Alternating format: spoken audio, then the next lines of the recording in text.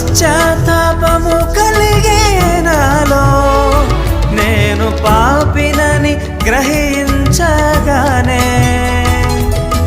నీ మేళ్లకు అలవాటయ్యి నీ పాదముల్ వదలకుంటిన్. నీ మేళ్లకు అలవాటయ్యి నీ పాదముల్ వదలకుంటిన్. నీకిష్టమైన